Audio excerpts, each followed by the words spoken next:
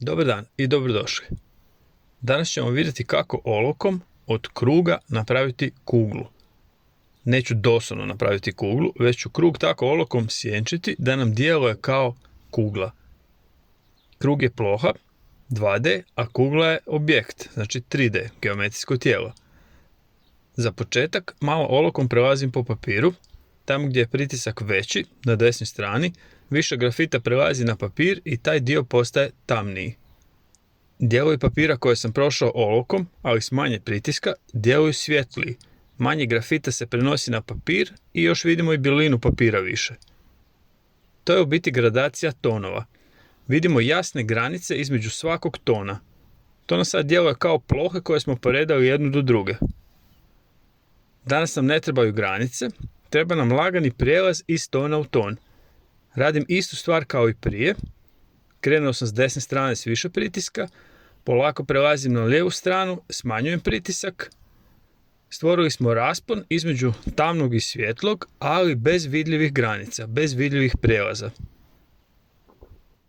Na kraju si možemo malo pomoći tako da zagladimo, odnosno malo razmažemo grafit.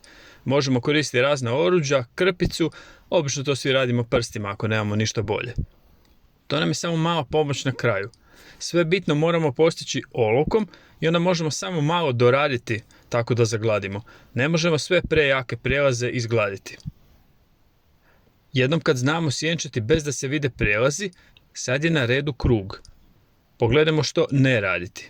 Ako su nam prijelazi jako vidljivi i izgledaju kao trake, taj krug nam neće djelovati kao kugla.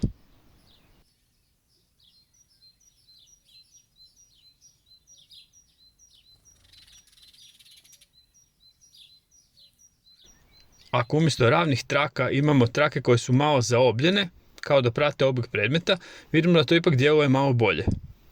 Crtam krug, sjenčim i dalje se jako vide granice između svjetlijih i tamnijih dijelova.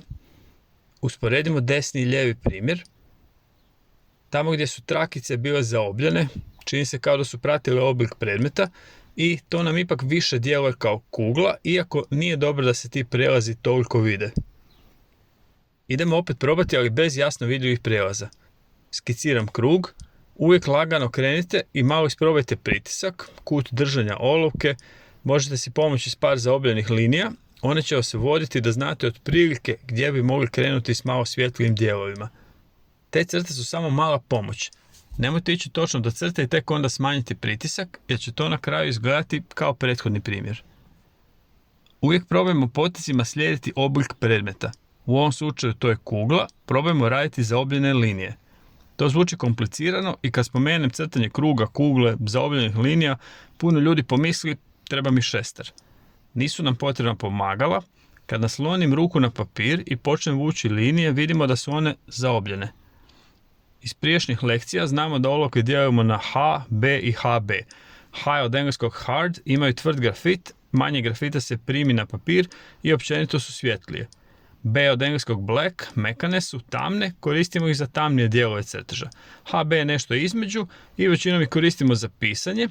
I ako imate neku olovku bez oznake, to je u većini slučajeva olovka HB.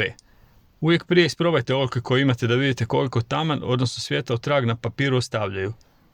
Neki put olovke imaju i brojeve kao oznaku, na primjer olovka s oznakom H8 je svjetlija od olovke s oznakom H2.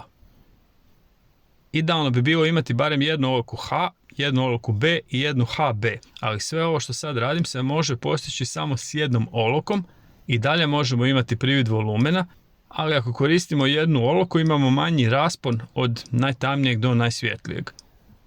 Malo po malo smanjujem pritisak i vidimo da smo od kruga došli do nečega što nam djeluje kao kugla, kao lopta. Došli smo do iluzije volumena na plohi. Ploha je papir na koji smo crtali, a privid, odnosno iluzija, je u tome da nam krug s početka sad djeluje kao kugla, kao nešto trodimenzionalno. Malo možemo zagladiti, a najsvjetliji dio predmeta možemo malo očistiti, pod navodnicima, gumicom.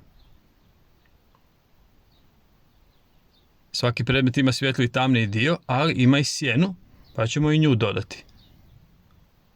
Sjena uvijek odgovara obliku predmeta, znači nemojmo crtati kockastu sjenu za kuglu. Zamislio sam da je kugla na stolu, Za samu kuglu probajmo koristiti zaobljene linije, odnosno poteze, a ako je u pitanju nešto ravno, kao recimo stol, onda i potezi mogu biti ravni.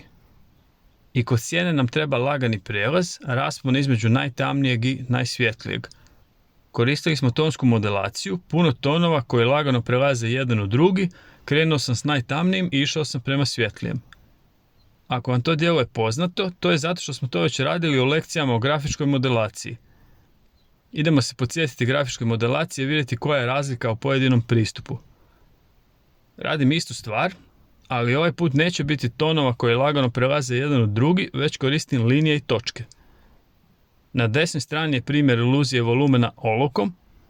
Vidimo tonove, to je tonska modelacija, a kad vidimo crte, točke ili kombinaciju jednog i drugog, to je grafička modelacija. Vidimo da se riječ modelacija pojavljuje u jednom i u drugom. Modelacija znači da oblikujemo nešto, ali na različite načine. Kod grafičke modelacije smo prešli isto od tamnoga prema svjetlom, ali i dalje kad se dobro zagledamo možemo vidjeti pojedinačne crte i točke. Da ne bi mislili da sve to mora djelovati crno-bijelo, odnosno u nijansama sive, uz olovke možemo koristiti i drvene bojice. Obično kao jednostavan primjer crtam kugle, ali vi nađite jedan ili više predmeta, neka barem jedan predmet bude malo zaobljen i probajte ih sve nacrtati i sjenčiti olovkama, probajte stvoriti iluziju njihove trodimenzionalnosti. Neka to na papiru djeluje kao 3D objekti. Kao i uvijek, pustimo se, budimo kreativni, bit će sve ok. Sretno!